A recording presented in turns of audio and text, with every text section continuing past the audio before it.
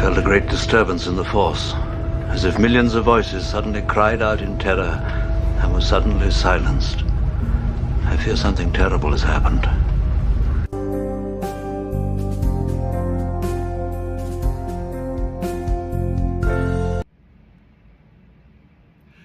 Hi there, I'm Kevin Clark. I'm originally from Sheffield, but now living in Montreal, Quebec, Canada.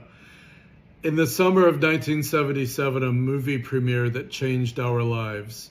It changed the history of cinema and launched a science fiction franchise that's still thriving today. That movie, of course, was Star Wars. I went to see that film by myself. I was a science fiction nerd whom no one understood, which made me the target of relentless mocking and ridicule at school and at church. But somewhere in the shoals that very same summer, a young man named John Wayne Davis was seeing Star Wars, and he was taking his Aunt Mercedes and cousin Candy, and then his sisters Christy and Tina, and his grandmother even, whom we called Mother, to see Star Wars. So I had just completed a harrowing year in my 6th grade at middle school, and I was going into 7th grade that fall and dreading it. But to my great luck, John transferred to Ellie Wilson Middle School from Deschler. So the first time we encountered one another as friends was in the autumn of 1977, 46 years ago. So we were both in 7th grade, and we were both nerds in our own right. John was unmistakable. He was often walking to and from school when the weather was good in his polyester pants and thrift store shirt and his signature briefcase. He was always reading and writing and dreaming. So we both hit it off, obviously, as friends, and started sharing with each other our love for Star Trek, Star Wars, and all the new. And then we began discussing this new science fiction TV series that was rumored to be in production from Starlog magazine, which was our Bible for all things science fiction, and that was Battlestar Galactica, which premiered in the autumn of 1978. We thought we were sure it was going to be a ripoff of Star Wars, but we're going to give it a try, and it was a great series and still is. So obviously we became fast friends. We would talk on the phone every day, and we would discuss the sequel to Star Wars, model building, mostly Star Trek models in the beginning and then others, and then of course our growing Star Wars figure collection. So over the next years, we would go to see all the movies from Star Trek the Motion Picture, and of course all the Star Wars movie sequels, and everything in between, whether it was horror, science fiction, or fantasy, we were in the theater. So I was inspired by these movies. I wanted to make them as well as watch them. So I ordered a Super 8 camera, and John joined me in our shared passion and pursuit of making movies and special effects, anything that depicted other worlds far, far away from conservative Alabama. So I began also collecting Super 8 movie reels with our projector, and excerpts from Star Wars, The Creature from the Black Lagoon, The Thing, Squirm, the Worm movie, which had the most disgusting scene where the worms were like boring up this lady's face. It freaked us out, but it inspired us. It made us want to study these movies frame by frame of how blasters fired and explosions worked, and cult movies and movie making. And together we made some really fun Super 8 movie reels and experimental films, which maybe we'll see a few tonight. That the year after that, I was sent away to military academy, and John and I stayed loyal pen pals, writing letters every week about all the cool things that were coming out on TV, in cinema, and of course all the toys that were available that John would see at Big K and Woolworths and Southgate Mall and Kmart and Sears. So our bond as friends just grew stronger and stronger.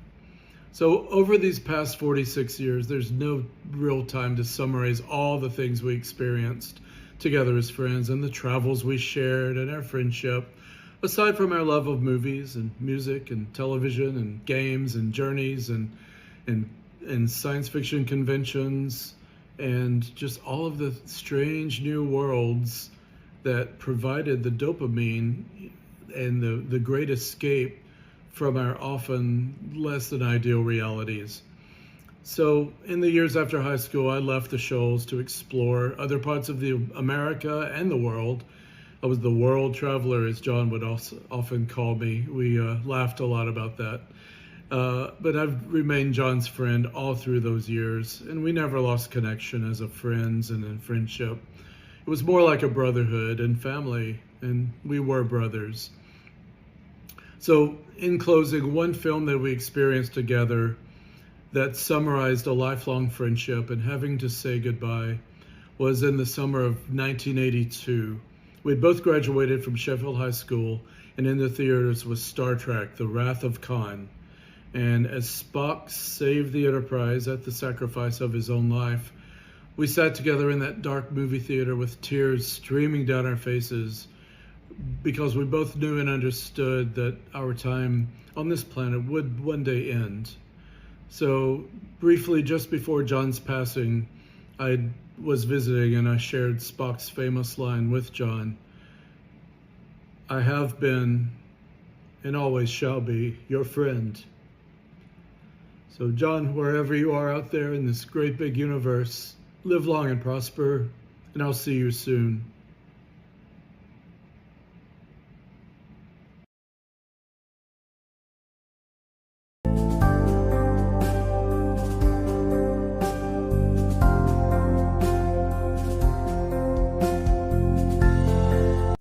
I haven't shot any Toyaholic videos in a while. Life definitely got in the way. In the first three-parter, when I began this a couple of years ago, I went over to John Givens' apartment, which is roughly that direction. One name kept coming to mind for both of us, and that was John Davis. I would say, where'd you get this, John Davis? Oh, I like your Martian war machine. Oh, yeah, it got damaged in the fire, and John Davis repaired the neck for me. Davis made this neck for me, and then I went and took it apart and repainted the whole thing. Oh, looks amazing. So we both had all these stories about our mutual friend, John Davis. John Givens knew him better than I did. And his name just kept coming up over and over and over. So in the back of my brain, it was always, if I ever do another Toyaholic video where I discuss another person's collection, it'll definitely be John Davis.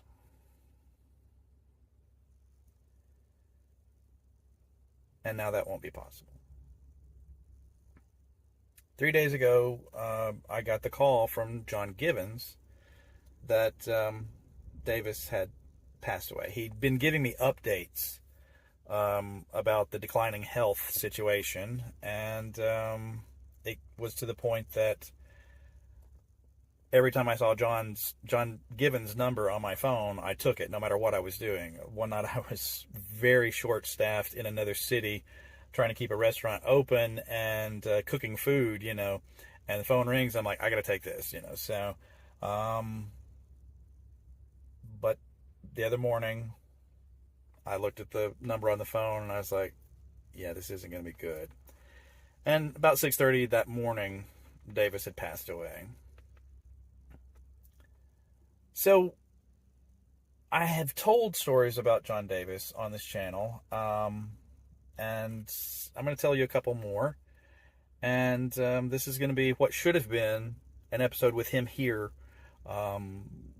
touring his collection and showing you, his thoughts on toys. Just it'd be my memories of them. So right there is a shop that, unfortunately, I can't get a parking space anywhere near today. But in the 80s, 90s, it was one of the local comic book shops called Wizards. It was owned by Tim Eads. And that's where I met John Davis. He was frequently there running the register. Tim couldn't be there every single day. So Davis was about 7-8 years older than me.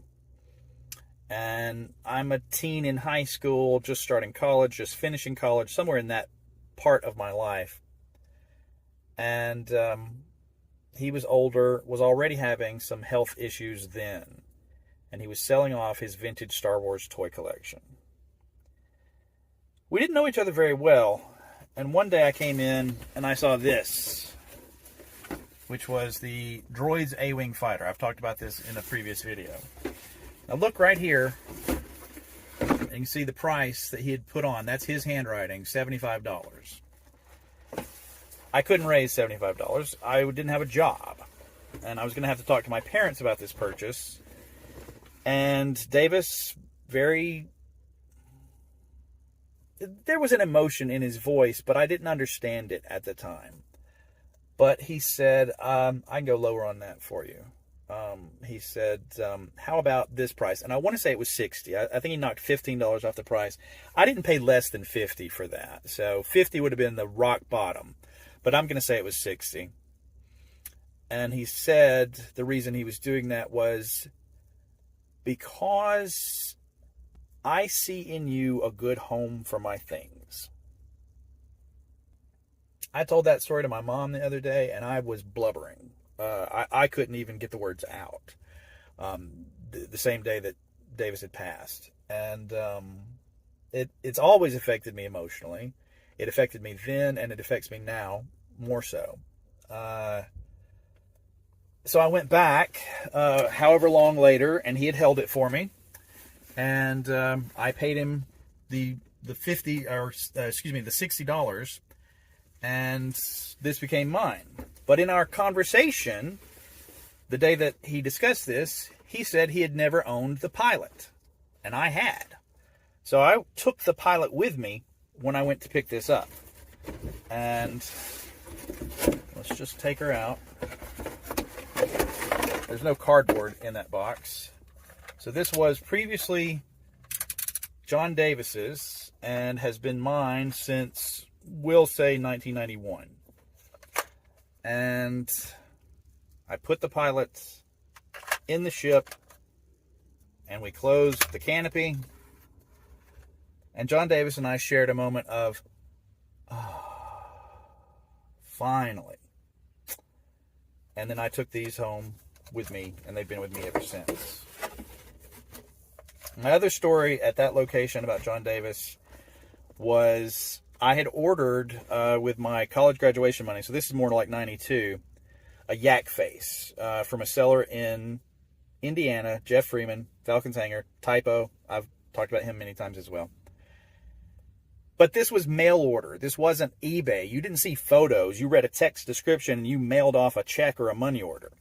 So I didn't know whether or not he was going to be complete, have the coin, have the weapon, what. I just knew it was a loose yak face. I walk in the shop one day. Davis sees me and he goes, "Hey, found something." And he slides across the glass-topped counter this. Now this weapon could go to 3 different figures, one of whom was yak face. And days later, when my yak face arrived in the mail, he did not have a weapon. But John Davis had already taken care of that for me. And I said, "Oh, great. How much do I owe you for that?" And he goes, "Nah, just keep it." Another gift from John Davis.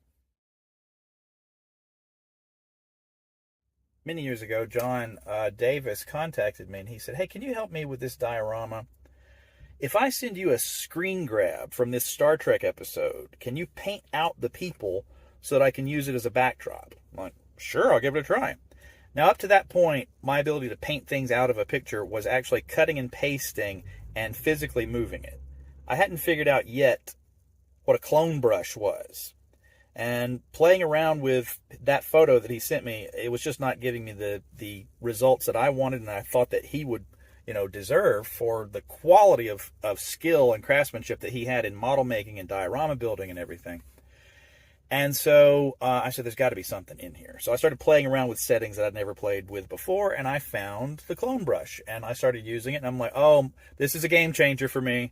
Wow. So there will be a couple of images that I'm going to add on the end of this video of John that I used the clone brush on to get them ready for the video. And I thought, how perfect that he was the one that made me improve my skill set. And here it's come full circle. So these are some photos of John from his Facebook page that I've gleaned in the past couple of days. He just really loved sci-fi. We would often have conversations about the robots from the black hole. We would talk about different things. I remember going to his house and playing Star Wars Trivial Pursuit with him and John Givens. And there was an early question that it was right on the edge, and they decided to give it to me, and I ran the board after that. So I wound up winning the game, and nobody else got a move after that. And I'm telling you that not to brag on myself or pat myself on the back, but to tell you that John Davis absolutely loved every second of asking me the questions as I got the next, 6 pieces of pie to put in my pie wagon and win the game of Star Wars Trivial Pursuit. And I don't think I've played Star Wars Trivial Pursuit since that night. But we would go over there and we'd, watch Doctor Who, or we'd talk about custom action figures, or, it was just always a very laid back kind of a mellow time together. And, he will definitely be missed. I know it's leaving a void in John Gibbons' life, very much so. And even in the past couple of days, I've been like, I need to get that model kit and take it over to... No, I don't guess he will. Maybe I'll have to step up and improve my own skills and start painting some things myself. So, I regret that life and now death prevented me from having John Davis as a guest here in my Toyaholic video series, as I intuitively felt on the day that we were shooting the very first installment, that, he'll be the next person. So, rest in peace, John Davis. Thank you for watching.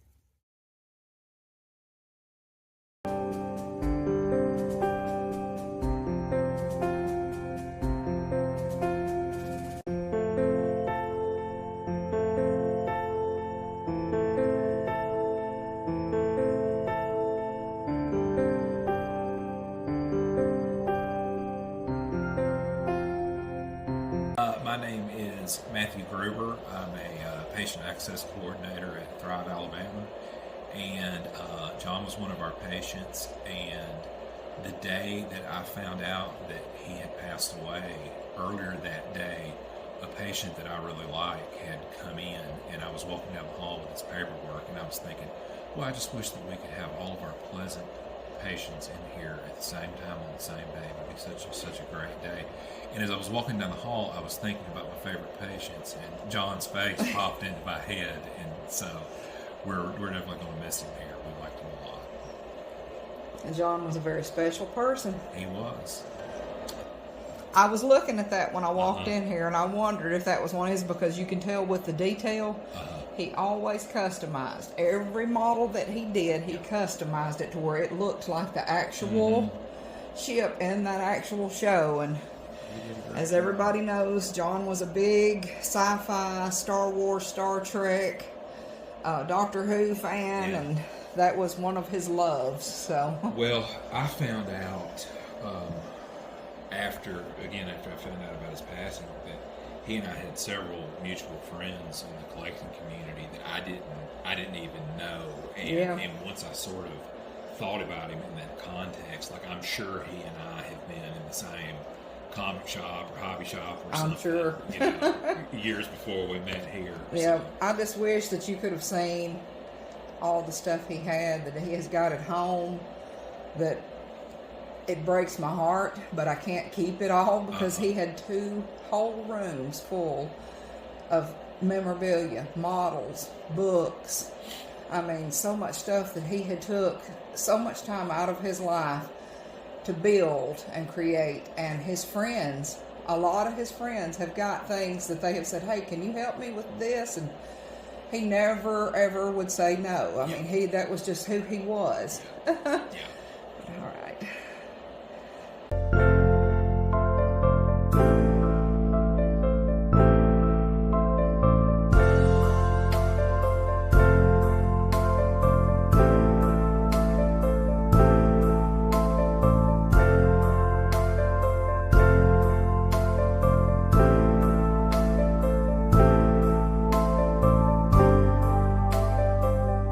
Hi, my name is John Gibbons, and I've been asked to say a few words about John Davis. Now, the problem is, when you've known someone for 34 years, it's kind of hard to say a few words about him.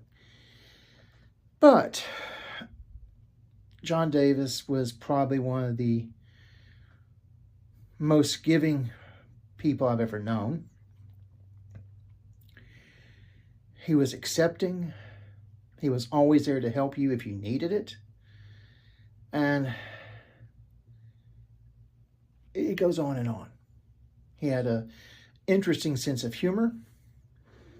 He took a perverse delight in seeing the number 666 show up in his life. And I remember one of the last bad jokes he told me was that there needed to be a salt shaker made to look like Lot's wife. If you don't know the story, Book of Genesis, Lot is escaping from the city of Sodom and Gomorrah. His wife turns and looks back, and she turns into a pillar of salt. So yes, he thought there should be a salt shaker to commemorate this. But anyway, and as I pan behind me, you'll see my Doctor Who collection. Now I'm going to shift the camera here a little and pan down and bring it back to me. Now, okay. Now, how does this connect to John? Well, for a start, he introduced me to the new Doctor Who series when it started in 2005, because he got a hold of the episodes and we sat and watched them in his house. Then he made me copies. In fact, I have quite a few episodes of Doctor Who that I have because he made me copies. If he got something new, he copied me, made me a copy of it. Simple as that. Now, the toys behind me, I have because I was financially insulted. I got in trouble with credit cards. I had enough money to get by on, but if I wanted anything else, I wasn't getting it. But then I started taking stuff that I bought in the 90s to him, and he put it on eBay. And then he'd turn around and he'd order me whatever Doctor Who item I wanted. I can just remember when I went to his house one day, it was in October, and he gave me my Doctor Who TARDIS police box. And I was just so thrilled. And he continued to do this kind of thing for me. I offered him money more than once, and he never took it. So that was just one thing about his giving nature. And now I'm going to, again, aim the camera down. I'm sorry if this is causing a little bit of vertigo. And I'm hoping you can see this. All right. Now that is a Doctor Who play set that he built me. It took him several years, but he built this. I traded him a box of Star Trek figures for it. Well, that's why I paid him or gave him in exchange for making this for me. And that's the kind of man he was. He was incredibly creative, incredibly giving of his time.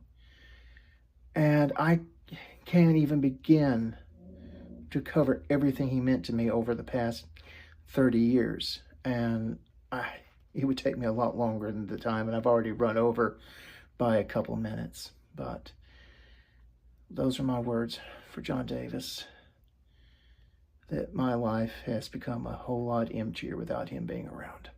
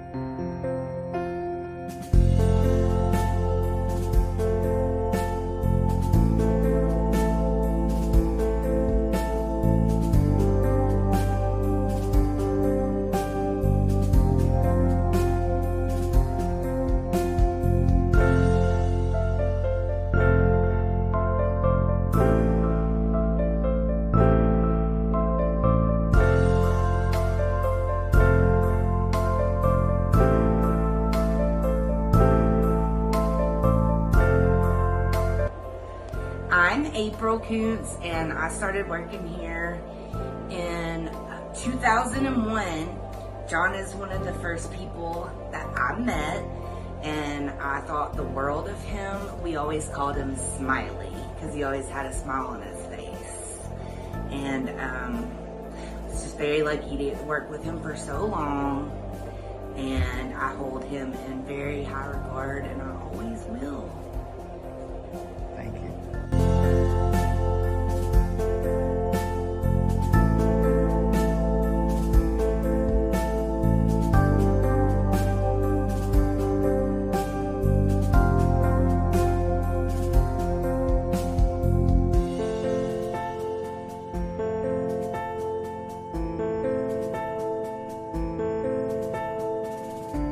Greetings, today is March the 11th of 2024. A couple weeks ago, I shot a video about the passing of my friend John Davis and some gifts in my collection that had previously belonged to him.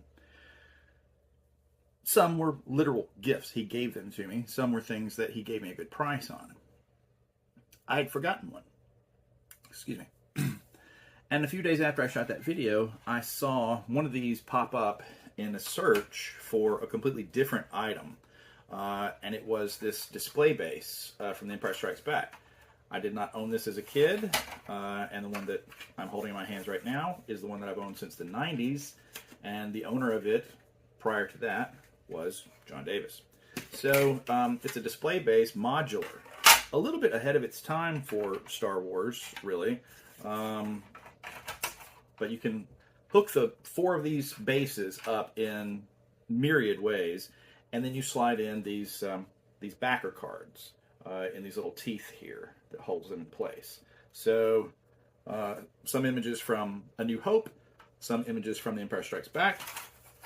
For some reason or another, I have 2 of one card.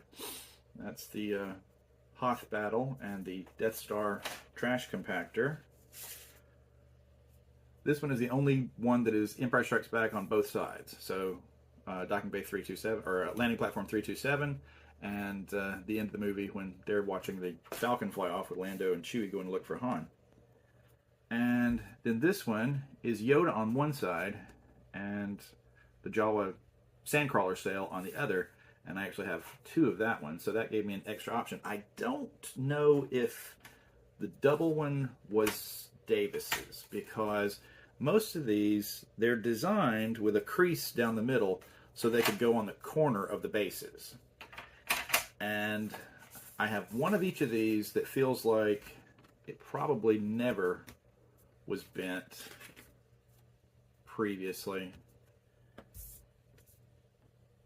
And then I've got one that feels like it's been bent several times. I think it's this one.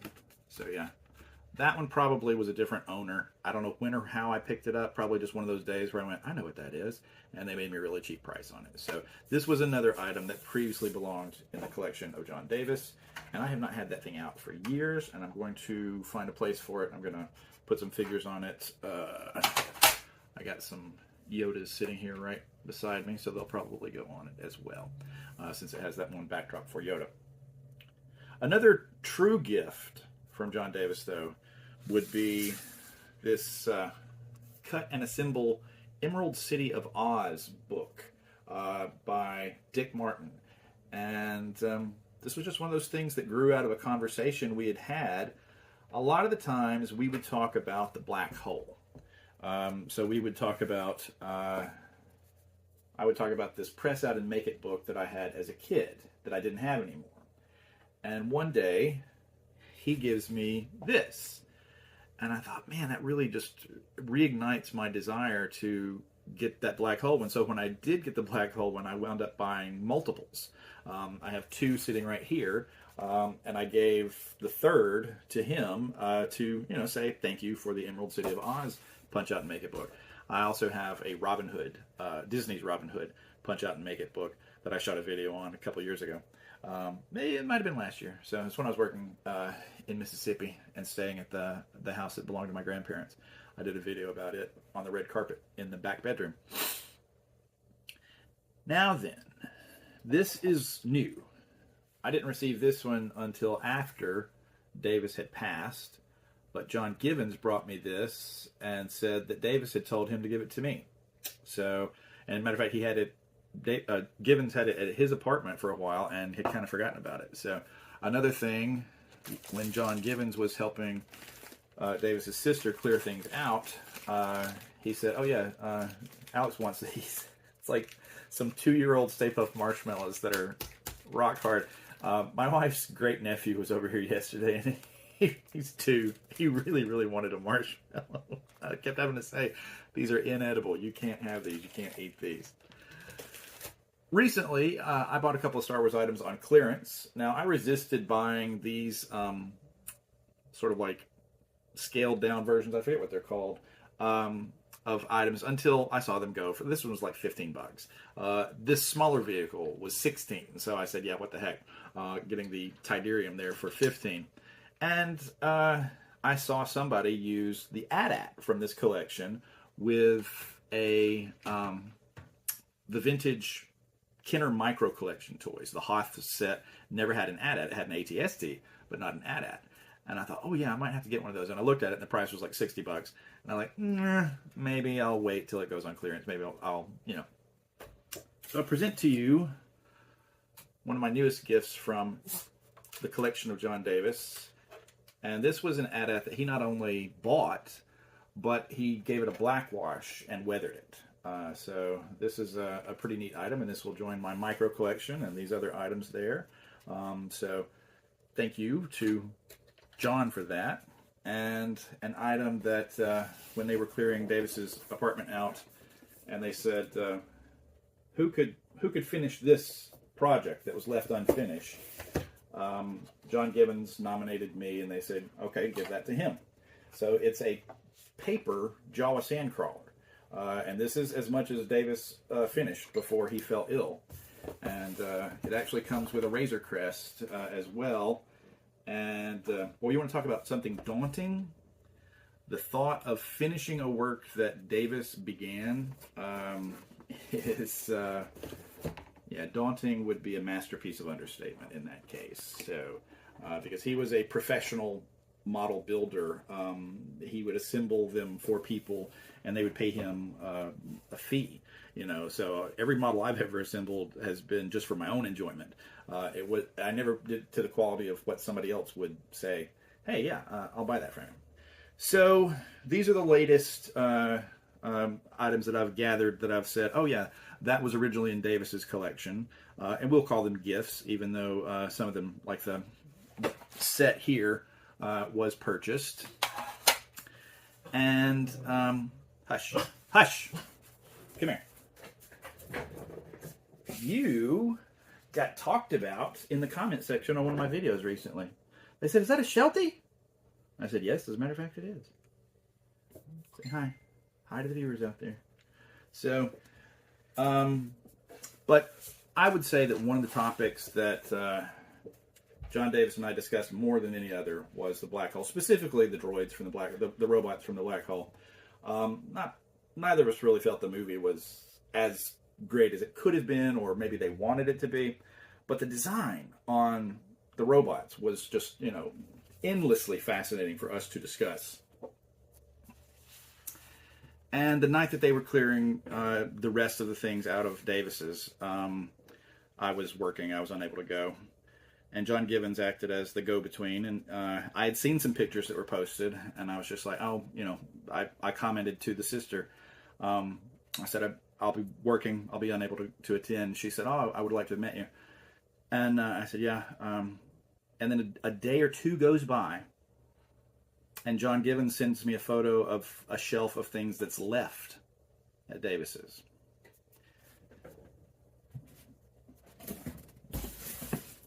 And it was all of his black hole stuff. Maybe one model that somebody else had claimed. But these were the things that were left. And so they made me a price on them. And I said, yeah, sold. For the fact that these are all black hole things, I'm going to put them in a separate video. So stay tuned. And thank you for watching. March 11th of 2024. Just to recap the previous video, I was talking about how one of the main topics that my late friend John Davis and I would always discuss was the black hole. Especially on Facebook, more than anything else, that's what we would talk about in private messages or tag one another in posts, or we'd see something cool and we'd share it. And not really the film itself, but the robots. Vincent, Maximilian, Old Bob, maybe Star, maybe the humanoids, but those three primarily. And so I was unable to go to Davis's on the last night that they were trying to sell his collection. I had to work. And a couple of days goes by, John Givens sent me a photo, and it was Davis's black hole shelf. And so that's what's in this box right here. And I said, ask his sister how much she wants for it. I couldn't believe the lowness of the price. I said sold, and then I actually included some Red Lobster coupons and things with the payment to give her more value for it. So, but the more I thought about it, the more I thought, this was Davis. This was the guy that always said, I see in you a good home for my things. And he would come down off the price of things. And let's just take a glance in here and see what we've got. Number one, just looking at some paper stuff here. This one's a black hole poster book that I've never seen in my life. So, oh wow, some of these images. That's awesome. Oh, cool. Star. Wow. All right. This is the Punch Out and Make It book that I gave him. So, and this was not included in the price of things. This was something that I was going to get back either way, they said. And then a second poster book. Huh. Of the identical stuff. A little worse for wear, but hey, I don't mind. Maybe we can scan it since it's already got a broken spine. So, cool. All right. Then there was an item I saw on the shelf, and I was like, I don't even know what that is. But I was told it was VHS tapes. So, yeah, it says VHS, and it's a tin. I just thought it was a really nice-looking box. So it's got some, looks like lobby cards in there, or replicas of lobby cards. And then a little making of book. That's neat. I like that. It's very much like Cinefex. Reminds me a great deal of the size and shape of Cinefex magazines. And then his VHS copy of Black Hole, which is probably worn out, knowing Davis. So,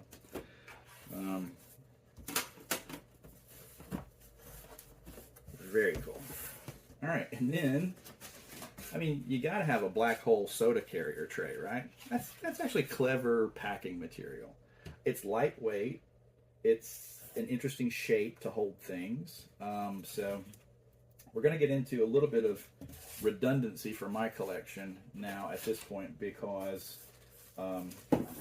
these are some things that I already own that I'm looking at right now. But this will make, I think, the 7th Diamond Select diorama backdrop that I have. So yeah, I collected way more of those than the number of figures that I have.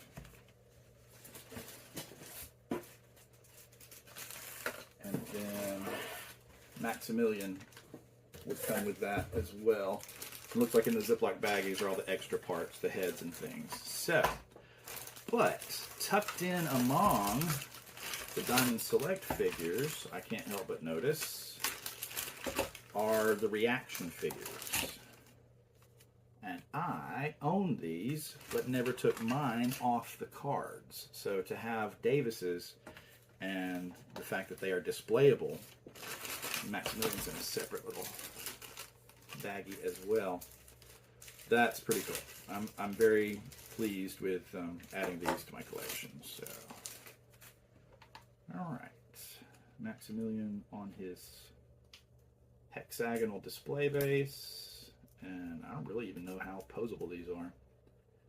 The thing about Maximilian was always the funky design of the arms.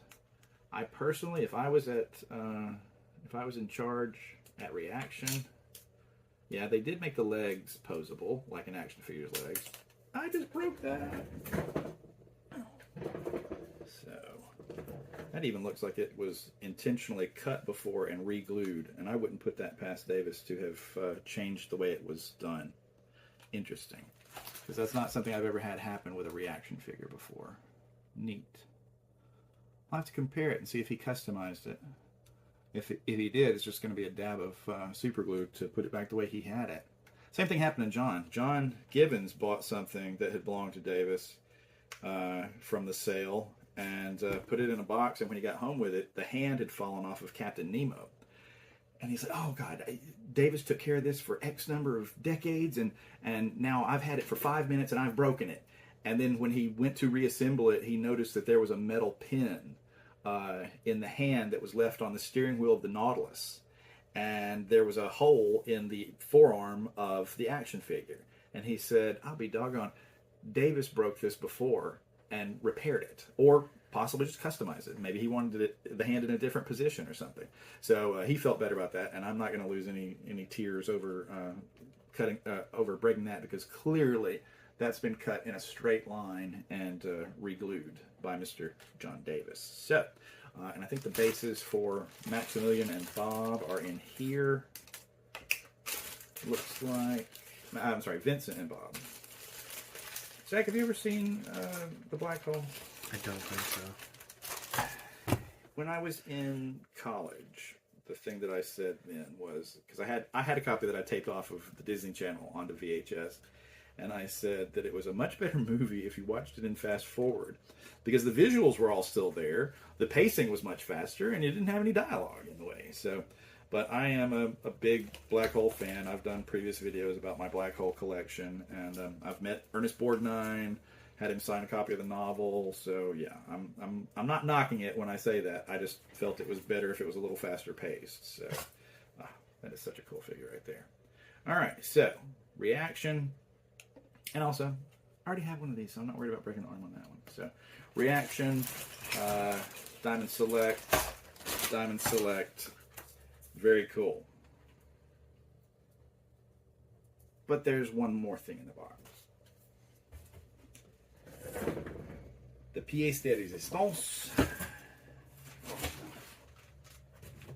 is this Vincent model kit that Davis painted and assembled that I've never ever owned.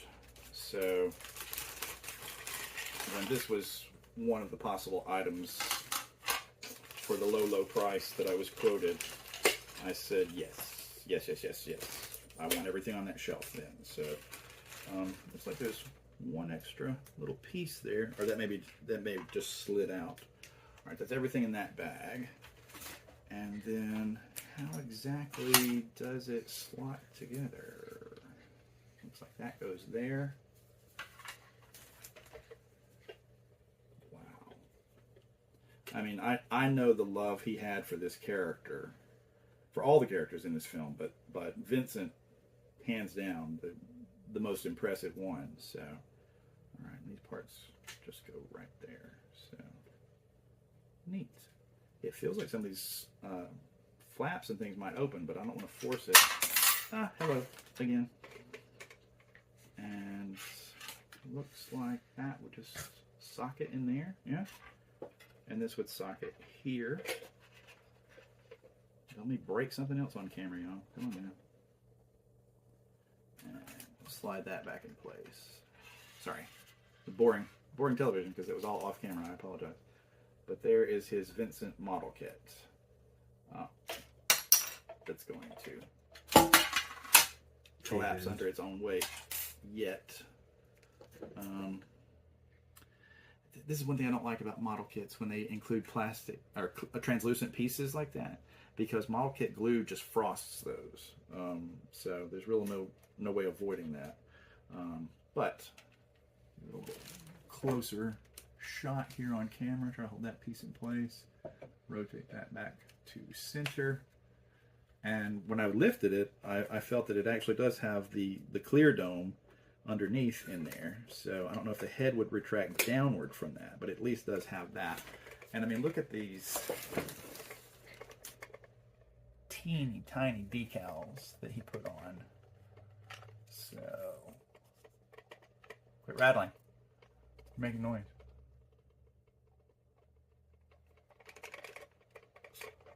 So Vincent, voiced by Roddy McDowell, vital information necessary centralized, and then LE396. I don't know, or LF? I don't know.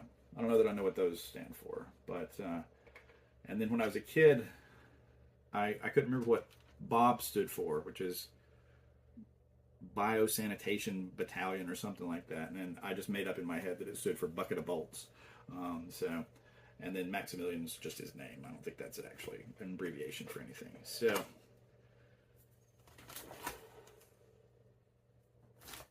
processing the magnitude of that piece right there. So yeah, you have a good home with me. So thanks for watching.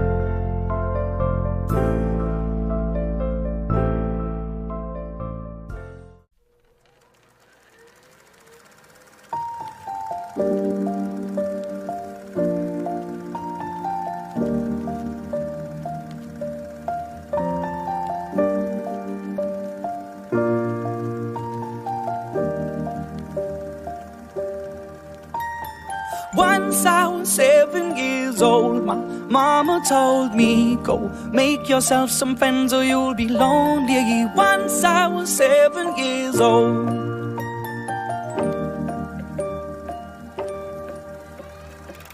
It was a big, big world, but we thought we were bigger, pushing each other to the limits. We were learning quicker. By 11, smoking herb and drinking burning liquor. Never rich, so we were out to make that steady figure. Once I was 11 years old, my daddy told me, go get yourself a wife or you'll be lonely. Once I was 11 years old.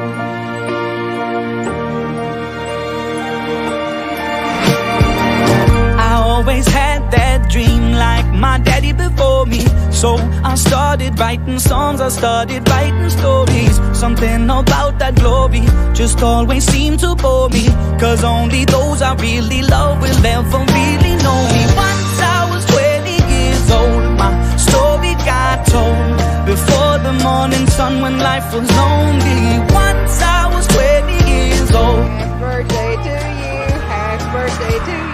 Happy early birthday to you, John. Happy birthday to you. I only see my goals, I don't believe in failure, cause I know the smallest voices, they can make it major. I got my boys with me, at least those in favor. And if we don't meet before I leave, I hope I'll see you later. Once I was 20 years old, my story got told. I was writing about everything I saw before me. Once I was 20 years old.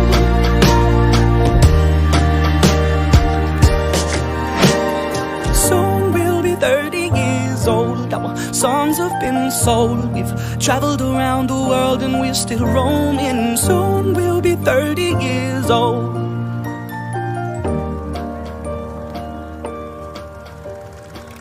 I'm still learning learn about life. My woman brought children for me, so I can sing them all my songs and I can tell them stories. Most of my boys are with me, some are still out seeking glory, and some I had to leave behind. My brother, I'm still savvy. Soon I'll be 60 years old. My daddy got 61. Remember life and then your life becomes a better one. I made a man so happy when I wrote a letter once. I hope my children come and visit once or twice a month. Soon I'll be 60 years old. Will I think the world is cold, or will I have a lot of children who can bore me? Soon I'll be 60 years old.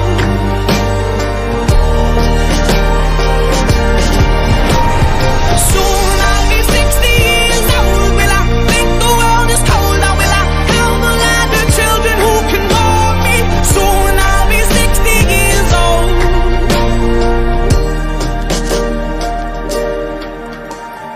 Once I was 7 years old, Mama told me, go make yourself some friends or you'll be lonely. Once I was 7 years old.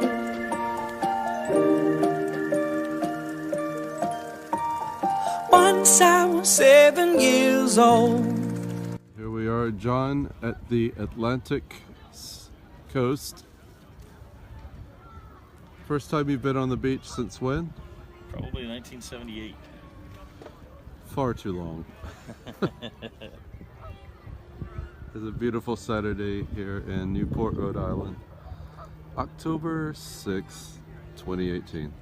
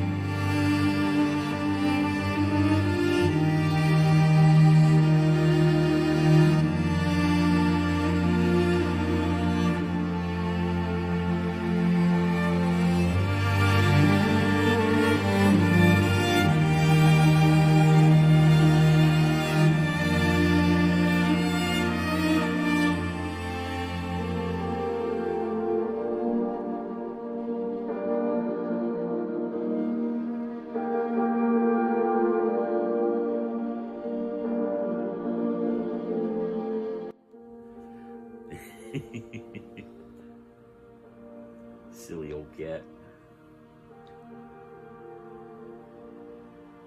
I got him out of the lap. We'll go eat.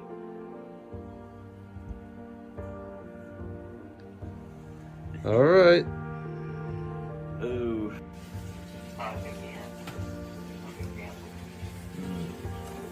I also watched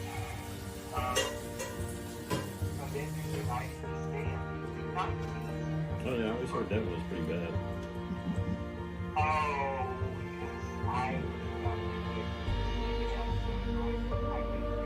Yeah.